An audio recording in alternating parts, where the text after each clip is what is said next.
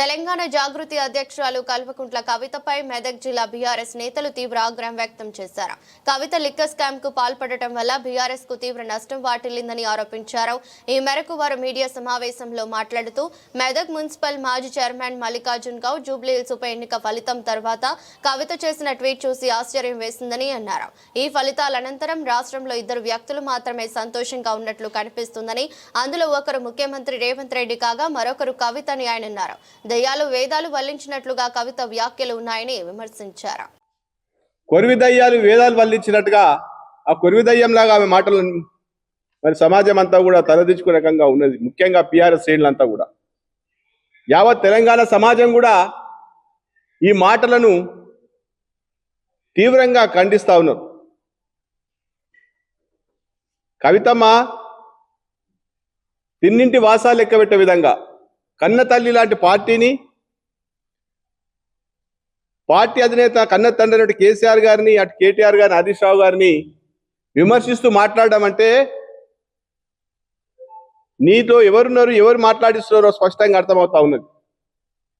జూబ్లీహిల్స్ ఎన్నికల విషయమై మీరు మాట్లాడిన విధానం, మీ మాటలు కావచ్చు, మీ ట్వీట్లు కావచ్చు, ఎంత అవమానకర రీతిలో మీరు మాట్లాడారు. మీ పార్టీ ఎన్ని చేసింది? మీకు పార్టీ పేరు మీద పార్లమెంట్ సభ్యురాలయ్యారు.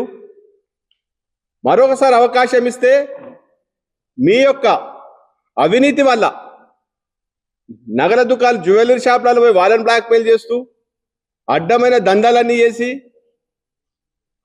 ప్రజాదరణ కోల్పోయి 2019లో యావత్ తెలంగాణ రాష్ట్రంలో బీఆర్ఎస్ పార్టీ సుమారు 100 సీట్లు గెలిస్తే మీరు పోటీ చేసిన నిజామాబాద్ పార్లమెంటు పరిధిలో ఇవాళ కన్న తల్లి లాంటి పార్టీని, అటు తండ్రిని మానసిక క్షోభకు గురి చేస్తూ ఎంపీగా ఓడిపోతే కూడా తల్లి గారి దగ్గర పోయి ఏడిస్తే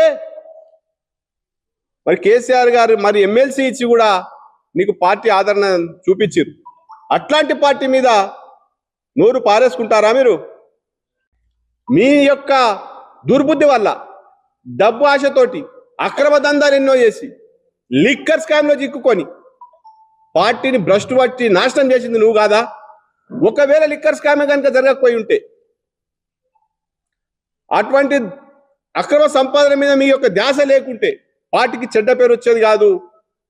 ఆ రోజు 2023 ఎన్నికల్లో 1.82% ఓట్ల తేడాతోటి మాత్రమే మరి పార్టీ అధికారం కోల్పోయింది మాట వాస్తవం కాదా? చాలా మంది మేధావులు కుటుంబ పాలన అని చెప్పేసి ఏదో ప్రతిపక్ష పార్టీలు మాట్లాడుతూ ఉంటే వాటిని నిజం చేసే దిశగా నీ అక్రమ సంపాదన, నీ అక్రమ మార్గాలు, ఈ లిక్కర్ స్కామ్లు పార్టీని దెబ్బతీసినాయి.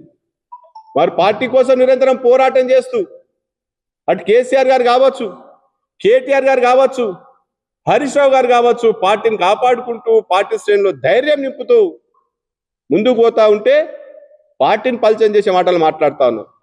ఇక ముందు ఇట్లాంటి